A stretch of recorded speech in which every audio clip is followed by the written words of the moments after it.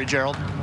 Absolutely. As we say, good morning, Dave. Good morning, Mike. Good morning, race fans. It's great to see sunshine here for the U.S. Nationals alongside Ron Capps. It's already been a pretty good weekend. He gets the Wally for the rain-delayed Brainerd victory, and he beat John Force in the process. Of course, we know you've struggled. Haven't been able to break through in the U.S. Nationals, and I think there have been 20 years of trying to do that.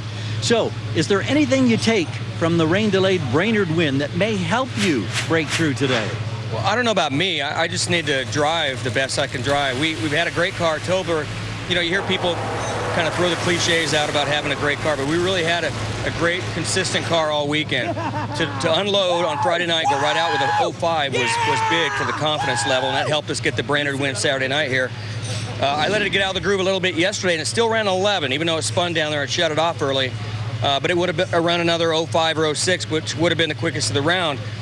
Tober's pretty confident. He's got a good car. The driver just needs to keep it in the groove.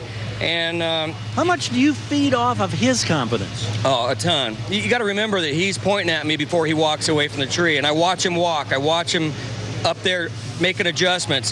When cars run in front of us, as a driver in a funny car, unlike the dragsters in Top Fuel that I drove for several years before funny car, you don't see anything in the dragster. The cool thing about a funny car is you're in there, and you see all the crew guys getting ready. You hear on the radio, they're talking to you, and I'm watching Tober walk around, and then he comes back and makes adjustments, has a timer box pulled off, checks this, checks that, and I can tell what he's doing and where his mindset is, and I feed off of that. And so it kind of amps me up a little bit when I know that he's twisted the knobs in the right direction, and it just gets me ready. Today, I got to be ready more than anything else, and it's the biggest race of our lives, so we'll see what happens. Tobler and Capps and company will start their day against Chad Head, Dave. In fact, 3 of the 4 Don Schumacher cars can be found on the top side of the ladder. The Lucas Oil ladder does show you that it was his teammate, Matt Hagan's third #1 here at the U.S. Nationals, the 16th of his career. There's that titanic matchup between John Force and Robert Hight that will settle #1 in the countdown to the championship. On the other side of the ladder, that huge battle for 10th spot, Tim Wilkerson really needs to get a win over Tommy Johnson Jr., who has a